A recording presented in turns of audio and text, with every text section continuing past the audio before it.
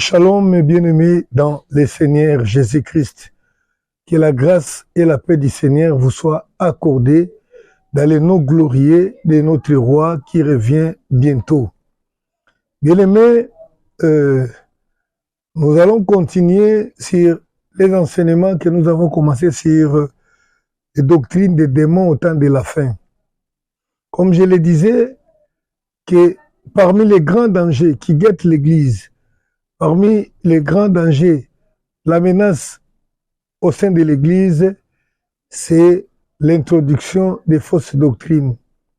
Ce sont les faux docteurs qui enseignent des fausses doctrines. Et par le moyen de ces fausses doctrines, beaucoup d'enfants de Dieu, beaucoup d'églises du Seigneur se retrouvent infectés, se retrouvent sous l'emprise de l'ennemi. Et nous avons parlé de beaucoup de choses. Les doctrines des démons, il y en a plusieurs. Parfois, le Seigneur l'appelle des doctrines étrangères, des doctrines diverses. Et nous avons parlé de quelques-unes.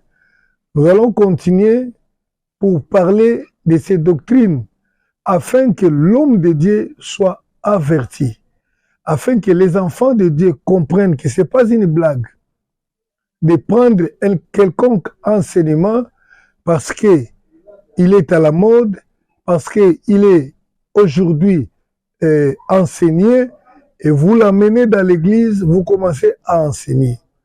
Si nous devons enseigner tout ce que le Seigneur nous a donné à son église, a été prescrit, nous avons toutes ces choses dans la Bible. Alors, sans plus tarder, aujourd'hui, nous parlons une ou deux doctrines. Nous allons parler d'abord de la doctrine du surnaturel. Aujourd'hui, il y a un mouvement, vous allez le remarquer dans des églises, vous allez remarquer dans les affiches des conférences, je ne sais pas moi quoi, qui se tiennent. Il y a un thème qui revient souvent, celui du surnaturel. N'oubliez pas que la Bible dit qu'il y arrivera un temps où les gens seront lassés d'entendre la saine parole de l'Évangile et ils se donneront des docteurs pour écouter des fables. Il y a des enseignements qui se passent aujourd'hui dans des églises et l'un d'eux que nous retrouvons presque tout le temps est celui que j'appelle la doctrine, les enseignements sur les surnaturels. En fait, le surnaturel, c'est quoi? Le surnaturel, c'est tout ce qui est appelé surnaturel, est considéré comme surnaturel. C'est tout ce qui est au-dessus des possibilités de la nature. Nous savons la nature que Dieu nous a donnée est là. La nature obéit à certaines lois physiques qui fait que telle chose est faisable, telle autre non. Mais lorsque le surnaturel intervient, cela dépasse les limites de ce qui est faisable, qui est naturellement faisable. Et cela défie les lois de la physique et en cela, nous appelons ça le surnaturel. Par exemple, le fait que Christ a marché sur les eaux sans être immergé, il a marché comme flottant sur les eaux, cela est un événement surnaturel. C'est un miracle parce que les lois de la physique ont été brisées. Par exemple, si je demande à une personne, ou bien si je vois une personne qui vole comme un oiseau, cela constitue du domaine des surnaturels. Donc, ce qui n'est pas naturel, parce qu'il n'est pas permis, il n'est pas accordé à l'homme de voler comme un oiseau. L'homme peut marcher, il peut sauter, mais il ne peut pas voler. Si je vois un homme voler, en tout cas, cela provient du miracle. Donc, c'est le surnaturel. C'est comme ça que nous sommes en train de comprendre Alors, c'est surnaturel. Je dis, c'est une doctrine qui enseigne que les serviteurs de Dieu, tout serviteur de Dieu, doit être un homme puissant en miracle. Donc, ils vont plus loin. Un serviteur de Dieu doit être en mesure de disparaître et de paraître. Par exemple, nous sommes ici, à un certain moment, je peux disparaître. Donc, dans cette doctrine du surnaturel enseigne, par exemple, que un homme de Dieu doit être un homme puissant qui accomplit de grands miracles. Donc, quelqu'un qui peut être à mesure de disparaître et de paraître. C'est-à-dire, nous sommes là, je suis dans la maison, je peux disparaître et puis réapparaître dans un autre endroit. Un homme de Dieu doit être à mesure, doit avoir la puissance de voir des choses, par exemple, qui se passent dans la chambre à coucher d'une autre personne. Il doit être à mesure de voir les choses cachées. Alors, si un homme de Dieu n'accomplit pas des miracles, s'il ne sait pas vivre ou faire des choses surnaturelles, c'est-à-dire cet homme-là n'est pas un homme de Dieu. Ce sont ces genres d'enseignements que cette doctrine des démons qui enseigne le surnaturel professe. Alléluia.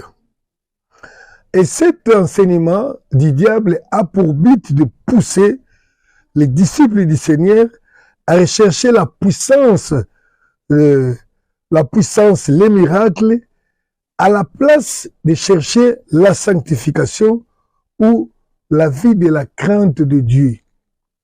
La Bible nous recommande rechercher la paix et la sanctification. Mais la Bible ne nous recommande pas de rechercher les miracles, de rechercher à être ceci, cela. Et généralement, lorsque les hommes se lancent dans la recherche de ce qu'ils appellent le surnaturel, c'est pour quelle raison? Ce n'est pas pour la raison tout simplement d'accomplir les miracles, de sauver des gens par les miracles, mais c'est plus pour avoir une renommée, que les gens parlent de lui comme étant un grand homme de Dieu, c'est pour devenir riche, et tout cela au dépens de l'appel, au dépens de ce que Dieu attend du vrai disciple. Bien-aimés, il y a une chose que nous devons savoir. Le Seigneur dit, la Bible dit, à propos des disciples, à propos de ces surnaturels ou des miracles. Le Seigneur dit ceci dans Matthieu chapitre 16, versets 17 et 18. Marc plutôt, chapitre 16, versets 17 et 18. Marc.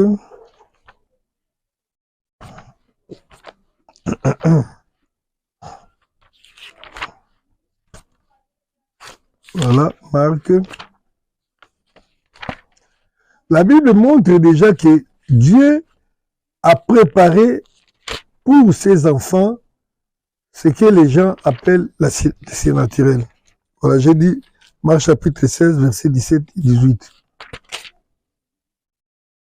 Voilà, je lis. Il dit ceci.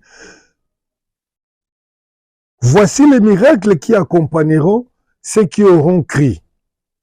Voici les miracles qui accompagneront ceux qui auront crié. À mon nom, ils chasseront des démons, ils parleront de nouvelles langues, ils saisiront des serpents, s'ils boivent quelques breuvages mortels, ils ne leur feront point de mal. Ils imposeront les mains aux malades et les malades seront guéris. Toutes ces choses que le Seigneur a promis relèvent du surnaturel.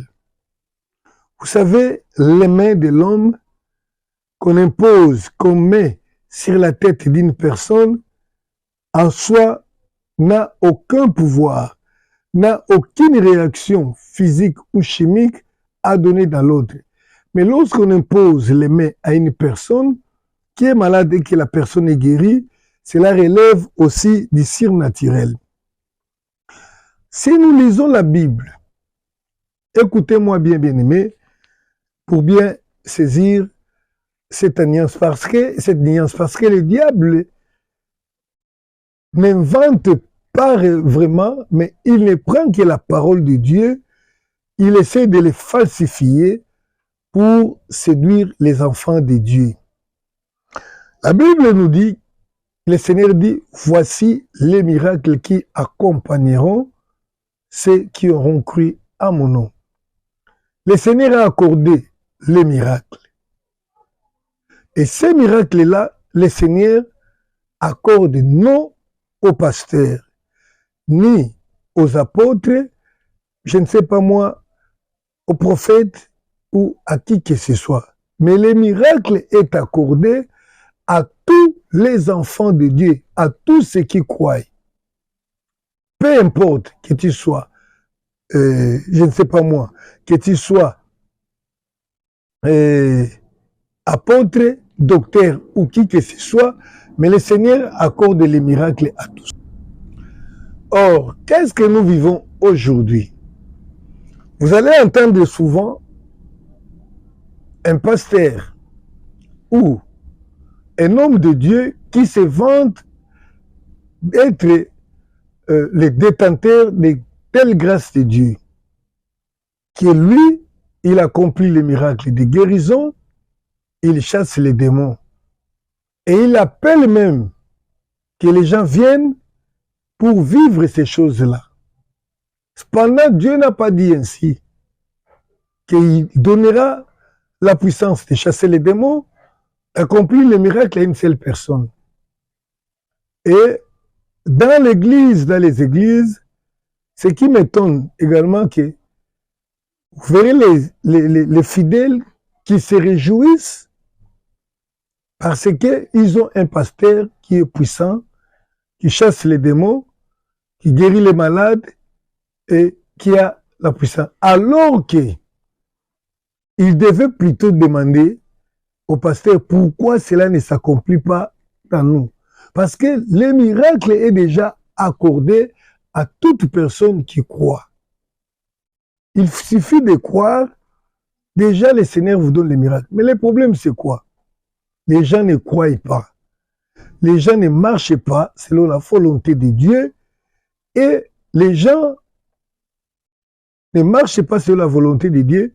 Les gens ne voient plus la parole de Dieu s'accomplir en eux et maintenant il s'élève une théorie qui nous dit que ce sont les pasteurs, ce sont les apôtres, ce sont les prophètes qui doivent être les faiseurs des miracles. La Bible n'a jamais dit ça. La Bible n'a jamais enseigné ça. Et maintenant, ils vont inciter les enfants de Dieu à aller chercher les miracles, à chercher à devenir puissants pour accomplir les signes naturels. C'est ainsi le Seigneur dit que mon peuple a commis un double péché. Pourquoi? Il a abandonné moi, Dieu, qui est la source. Mais ils sont allés chercher de l'eau dans des citernes, mais encore des citernes crévassées. Imaginez-vous quelqu'un qui a une source pour puiser de l'eau, mais il préfère aller chercher de l'eau dans un récipient qui ne peut pas contenir l'eau, un récipient qui est déjà troué. Donc, les dons, Dieu donne déjà des dons, des miracles à tous.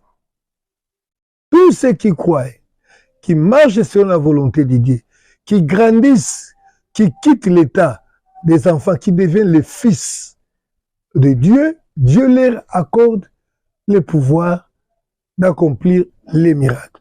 Mais seulement, les miracles que Dieu accorde ne s'accomplissent pas selon la volonté de l'homme, ne s'accomplit pas selon les caprices de l'homme, ne s'accomplit pas juste pour satisfaire les désirs de l'homme.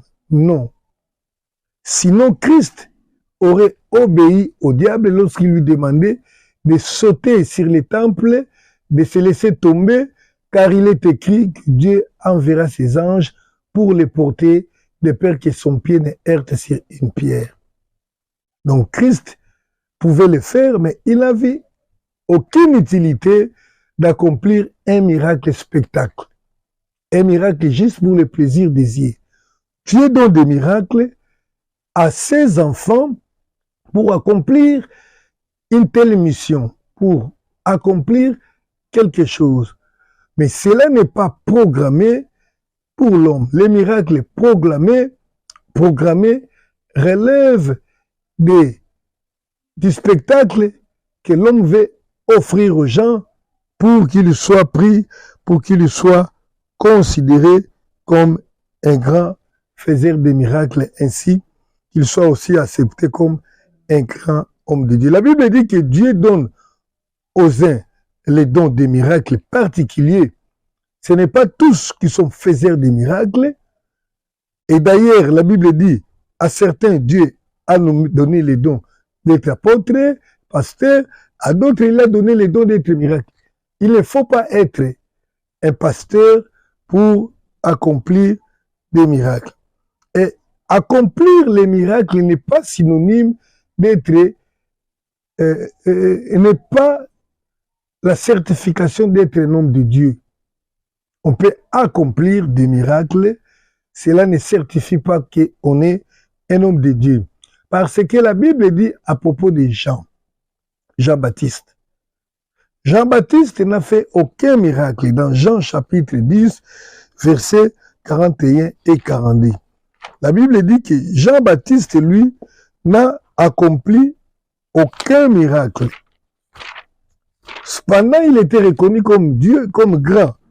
Mais par qui? C'est par le Seigneur lui-même qui témoigne en sa faveur que parmi tous ceux qui sont nés des femmes, il n'y en a point qui soit grand comme Jean-Baptiste. Jean chapitre 10, verset 41. Voilà. Ok. Jean. Voilà, chapitre 10, verset 41. Non, attendez.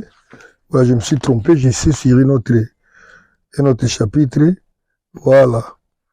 La Bible dit ceci. Beaucoup de gens vinrent à lui et il disait, les gens qui venaient à Jean, Jean n'a fait aucun miracle. Les gens venaient plutôt à Jésus. Verset 41, Jean 10, 40. Jésus s'en alla de nouveau au-delà du Jourdain, dans les lieux où Jean avait d'abord baptisé. Et il y demeura. 41, la Bible dit ceci. Beaucoup de gens vinrent à lui et il disait, Jean n'a fait aucun miracle. Mais tout ce que Jean a dit de cet homme était vrai. Et dans ces lieux-là, puis écrire en lui, puis écrire en Jésus. La Bible dit, Jean n'a fait aucun miracle. Ça, il n'y a pas à discuter. Mais il est reconnu comme prophète. Et cherchez-moi les prophéties que Jean a données. Vous n'allez pas peut-être les retrouver. Montrer le miracle, la Bible dit rien, mais il a parlé de la part de Dieu. Maintenant, Dieu le considère comme grand. Jésus-Christ témoigne pour lui, Matthieu chapitre 11, verset 9 à 14. Jésus-Christ témoigne pour lui. Matthieu 11. 11. Voilà. 9. Bon, c'est quand même long. Voilà. Depuis, attendez, Matthieu chapitre 11, je lis au nom du Seigneur Jésus-Christ, la Bible dit ceci.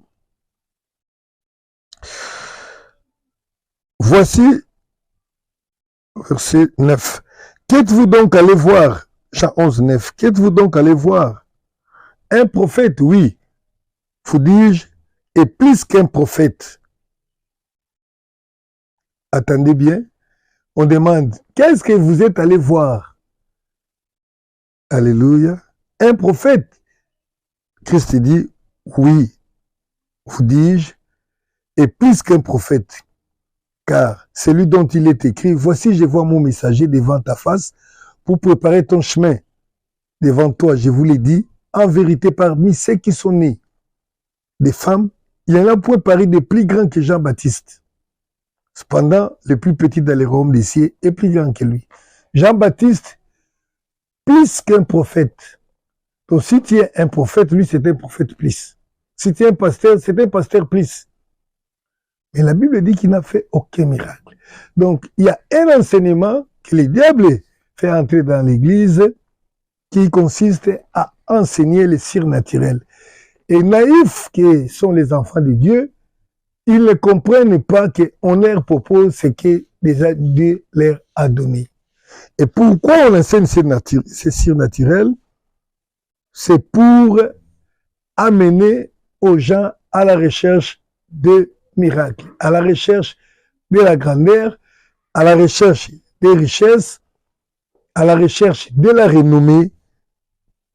Et au lieu de chercher cette vertu de la sanctification que Dieu attend, les gens se perdent. La doctrine du surnaturel, comme nous allons le voir,